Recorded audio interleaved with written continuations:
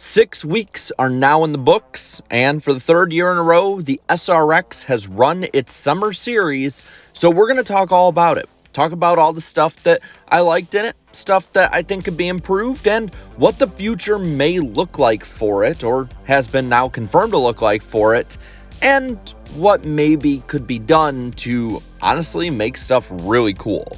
But before that, really quick, just want to let you know, tonight I'll be on IDK Players channel commentating the dual qualifying races for our event on Tuesday night, the NWP 400. So definitely try and be there if you can. It's going to be a ton of fun. Let's get this video to 1,000 likes. Maybe I'll make some more SRX videos if we do that. But let's get into it.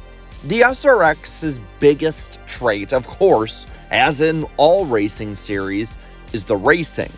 And I gotta say, I think the racing this year was the biggest improvement this series had on any front. The last 2 years, I think they've had decent racing. They've had good moments at times, but it's felt like there's been so often where it's just single file train racing. Guys can't pass. The only passing you really get is if someone screws up or Paul Tracy crashes them.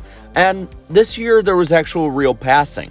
There were a lot of modern drivers, which I think helped a bit with that, but it seemed like these cars were a little easier to drive around and use different lines on, which was a lot of fun to see on a short track setting and led to a lot of high-octane moments.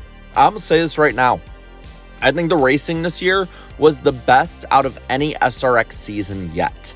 Season 1 was better than last year. I think last year was a low point, but this year was a ton of fun racing-wise to watch.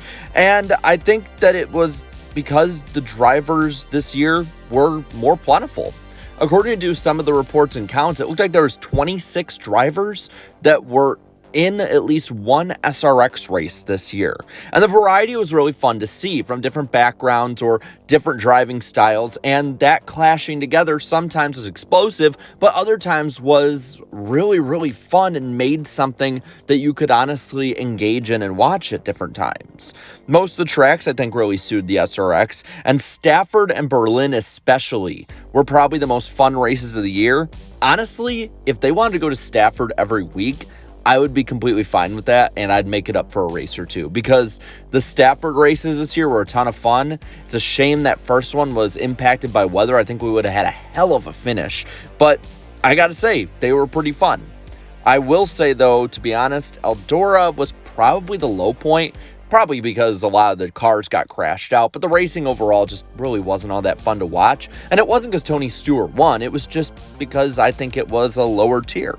But the thing is, this wasn't the only part of the SRX this year. There are a few things that I think need to be improved on coming into Season 4 that maybe could be a make or break season for this series, seeing the viewership this past year. First off, promotion. It was non-existent. Leading up to the SRX, I didn't see anything on social media about it. I didn't see anything on TV about it. I didn't hear it talked about with my racing friends. No one really said anything about the SRX until it was right on top of us. Honestly, if I didn't have my own podcast I was on with some of my guys, I would probably have not known that it was coming. The only reason I knew it was coming is because it was part of the plan before the season when the schedule was announced. It really wasn't something that was high on my radar until it was right on top of me. And I think that also throughout the season too, there was not the promotion needed to show people, hey, we're racing. I know that social media is not a one-to-one comparison to real life, and I will never ever say it is, but I will also say that the amount of times when I'd look up SRX and the majority or at least plurality of tweets were about, oh my God, that was tonight. I didn't even remember that was tonight. Oh man, I didn't even know what was going on. Wait, this was the finale? I missed the whole season? Was crazy. And it was people that I know are really into racing too, some of them that I do know. And the fact that they didn't know the SRX was around when they are engaged racing fans shows that they have a ton of work to do. Whether it's an ESPN problem or an SRX problem, I think it's more on the SRX. They had similar issues with CBS in season 2, and this year it's not been much better. Doesn't help when you're kicked off for Little League Baseball from your main network, but still, there should have been some kind of push more for it. And I think that happening on Thursday nights on ESPN doesn't help either. You're going from a broadcast network in CBS to a cable channel in ESPN, a dying cable channel at that. And while the broadcast side of it with like Fox and NBC, CBS, while those ones don't have the pull that they used to have, they still have more pull than cable, especially, like I said, ESPN, which is now not even the biggest sports channel in America anymore. And you know what? People are going to get mad at me for this, but I don't really care what people think. Thursday Night Thunder, while it hits you in those member berries and it's great and the nostalgia's there and oh my God, they're bringing something back that most of us that are engaging with this video on YouTube weren't even alive to see. Let's be honest with ourselves. It doesn't help, and it's not worked for racing in the past. Thursday night races, honestly just midweek races in general, from Tuesday to Thursdays, do not work when it comes to bringing people in. I want to put something into perspective for you. Friday night races for the Truck Series that are airing at 9 o'clock Eastern Time are outdoing the SRX in ratings and viewership and hype. I know that the Truck Series and NASCAR is a bigger brand overall, but when a third-tier series beats the Superstar Series, I think there's some problems there. And it didn't work for NASCAR when they went to midweek races in 2020. They only did it because they had to, and it was a good experiment. But if they can't even hit close to their numbers with these dates, the SRX isn't even having a chance. There were SRX races where only 300,000 watched. And yeah, you can say, well, other people showed up in the grandstands. Well, these were stands made for 5,000 to 8,000 people. That's not going to make a big difference if it's half full or not. 4,000 people in the grand scheme of things for a big racing series doesn't really matter. Many people, like I said, didn't even know about it. Didn't know until Friday morning. Oh, crap, I missed it again. That can't be something as a major series that happens again. And the SRX needs to go on a full-on ad blitz this year.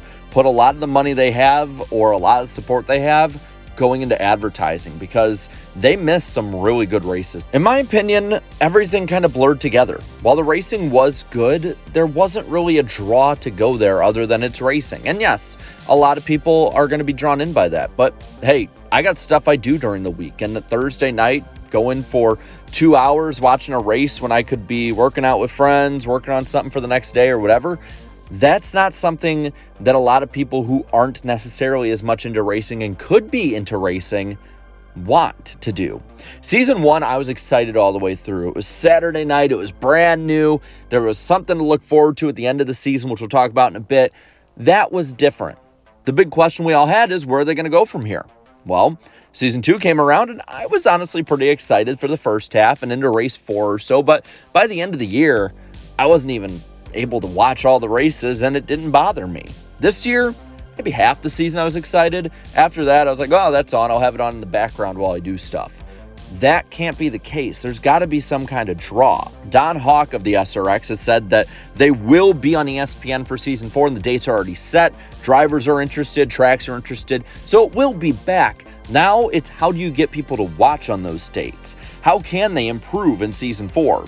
One way, I think, is less, at least old NASCAR-centered drivers, and maybe less active NASCAR drivers, and instead have dirt stars or IndyCar drivers, or maybe the stray Formula One driver if they have it during the F1 break. Something like that, so that you can get a wider range of audiences in, and maybe a more hardcore audience in the case of IndyCar and dirt racing. Try to bring back the local hero as well. That's something I loved about the first season. Seeing somebody who probably has a Monday through Friday job and then comes in on the weekend and tries to dice it up with Tony Stewart. That has to come back. That's something in racing we don't see much anymore. Also, you got to get more cars in these races. This has been my complaint since day one. 12 cars is not enough in my opinion. Now, I'm not saying do 30 or 40 cars and have a NASCAR field. That's overkill. But what I'm saying is maybe 15, 18, 20 max. Have something maybe where you bring in multiple local heroes.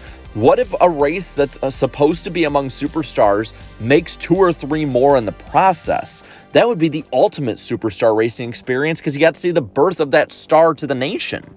And I think that maybe, and I know people aren't going to like this, but maybe have Robbie Gordon or somebody like that in to replace Paul Tracy for the chaos. Paul Tracy looked like a complete idiot out there. At least Robbie Gordon will do it in a more fun way. And I think people aren't going to like me about this either, but make stuff more special and make it matter. for me to watch. I don't want to watch a bunch of slow cars going around a racetrack. Make it look fast, at least, if it's not going to be fast cars, or make the cars go faster in some way. In the future, you have to maybe space the races out. Have them every 2 weeks or every 3 weeks, maybe 1 or 2 a month, and then push the hell out of them to racing fans and say, hey, come on back. You got to come back and watch this. It's a huge event. Look at Nashville in 2021. I think that was the crowning achievement of the SRX, and it's simply because of 2 people, Chase Elliott and Bill Elliott. Yes, you cannot probably get the amount of fame that those 2 have but you can still hype stuff up. And for me, as somebody who actually planned part of his summer around going down to Nashville to watch that race, it was amazing watching a father and son like that race each other at the fairgrounds.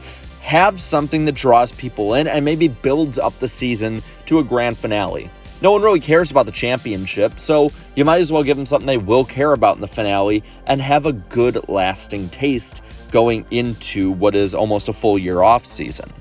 But that's just my thoughts. Now I want to hear what you think about Season 3 of the SRX and where they can go for Season 4. Let me know down in the comments below. While you're at it, leave a like on this video, share this video, and subscribe to my channel for more great NASCAR content. Thank you so much for my channel members for your continued support. And until next time, have a good one.